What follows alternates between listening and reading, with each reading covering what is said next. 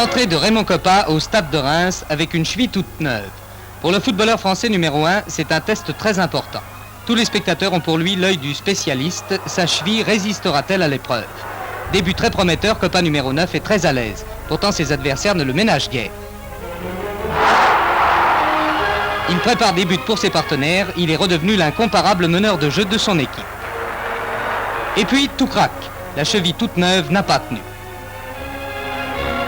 Pour Kopa maintenant, tout est peut-être à recommencer. Heure H pour l'industrie automobile française. À Vénissieux, près de Lyon, l'approche du salon s'est traduite par une activité redoublée aux chaînes de montage des poids lourds berliais.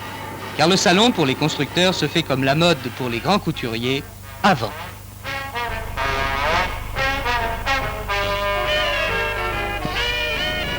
Ainsi est sortie des chaînes toute la gamme européenne des camions que la route devait conduire jusqu'à Paris et pour laquelle se sont ouvertes avant l'heure officielle les portes du salon. La nouvelle mode des poids lourds est prête. Parmi les réalisations nouvelles, il convient de faire une place à ce nouveau lycée de Reims qui n'est pas sans signification profonde. Il s'ouvre cette année où 1 Français sur 5 rentre en classe. Cette magnifique réalisation de l'architecture scolaire de 200 mètres de long abritera 1900 élèves dans ses 38 classes d'enseignement général, son bloc chimie et physique, ses classes de musique et de dessin et ses 3 ateliers de travaux manuels. On le place au premier rang des établissements de son genre dans l'Europe entière. Au Congo, état stationnaire, pourrait-on dire, dans l'attente d'une table ronde encore incertaine. Le colonel Mobutu est venu réclamer au chef de l'état-major de l'ONU le départ de Léopoldville des 1700 soldats ghanéens jugés par lui indésirables. Par ailleurs, M. Lumumba, qui a fait l'unanimité des leaders congolais contre lui, a été revu en effigie au cours d'une démonstration organisée par quelques partisans. Démonstration qui s'est révélée très respectueuse vis-à-vis des forces de l'ordre.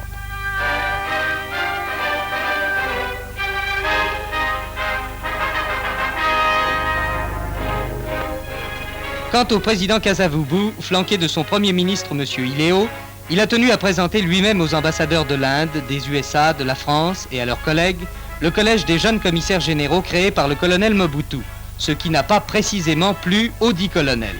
L'imbroglio congolais continue.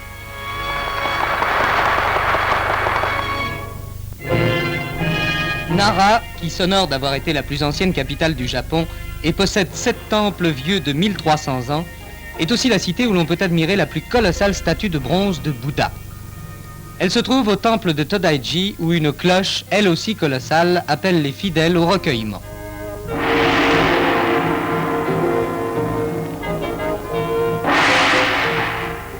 Mais Nara possède encore bien d'autres attraits, et en particulier son parc où une troupe de cerfs sacrés vit en liberté. Charmants animaux qui répondent avec ponctualité à l'appel des trompes. À cette époque de l'année, pourtant, cet appel n'a pas seulement pour raison d'être le repas quotidien. C'est en effet le moment choisi pour capturer les cerfs qui possèdent les plus belles ramures.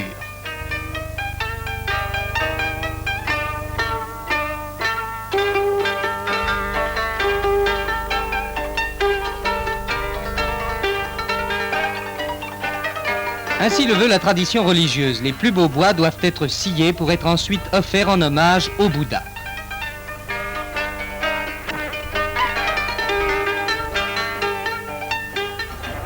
À Kyoto, qui succéda voici 1166 ans à Nara comme capitale du Japon, la fête de Gion, une autre tradition religieuse, a réuni la grande foule des fidèles. L'origine de cette procession à laquelle prennent part des chars géants se situe au IXe siècle. La population de Kyoto et des environs était alors venue implorer la protection divine contre une épouvantable épidémie de peste.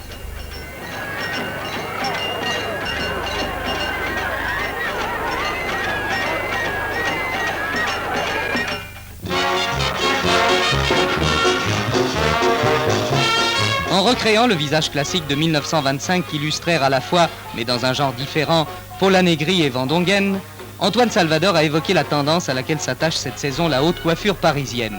Mais cette tendance, il l'interprète avec la nouvelle vague des créateurs d'une façon à la fois très personnelle et très moderne. « Souvenir, souvenir, que me veux-tu » disait aussi Verlaine. C'est en somme une garçonne très évoluée depuis qu'elle fit scandale voici 35 ans. Féminisée, plus fluide et moins sophistiquée, plus simple, plus humaine en un mot, que nous découvre ici Jacques Dutour.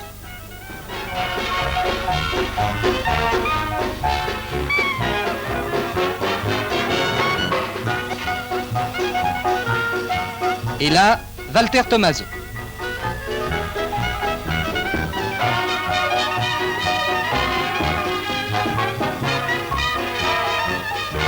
Même tendance, sinon même école, chez Pierre de Breuilly.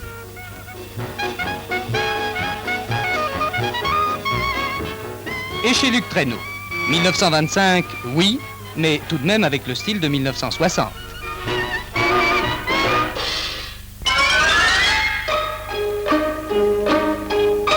La chasse est ouverte dans Paris et son département.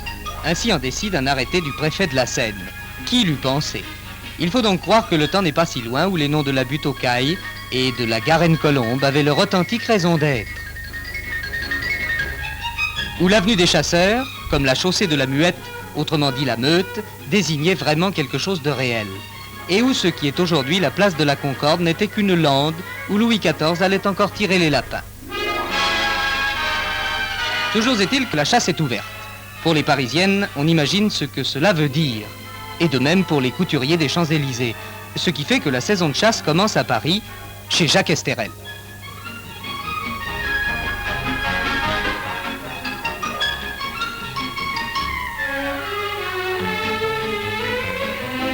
La première question qu'une chasseresse se pose très naturellement, ça n'est pas qu'allons-nous chasser, mais qu'allons-nous mettre. Mais il faut quand même en venir à cette seconde question, que chasser à Paris? Car à vrai dire, on ne voit pas très bien, même avec le harnachement le plus pratique ou le plus élégant, la chasseresse 1960 battre les guérets de la rue de Bellechasse. Ou se mettre à l'affût dans les labours de la rue des Alouettes.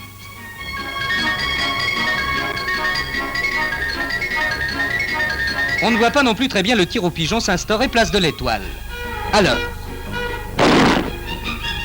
disons que s'il n'est pas question de prendre les enfants du bon Dieu pour des canards sauvages, il reste encore, le long de la Seine, quelques poules d'eau. Et que les avenues sont toujours assez fréquentées par ces caillettes et ces petites oies que le langage de la vénerie nomme cérémonieusement grouses ou canepetières. Il reste aussi ces sortes de chauds lapins, que jamais n'atteignit nul myxomatos. Et reste encore le faisan, race qui hante les bars de luxe et qui fait généralement bon ménage avec le pigeon, mais moins avec le poulet. Et maintenant, Anjou.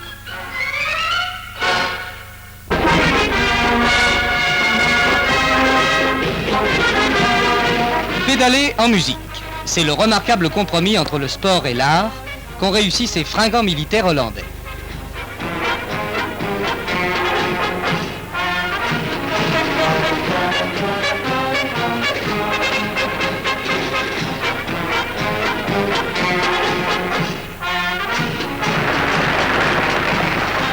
Un matériel évidemment très étudié les y a aidés. Si la bicyclette conserve à notre époque une faveur unanime au pays des tulipes, c'est à n'en pas douter que les Hollandais ont su l'associer intimement à leur vie.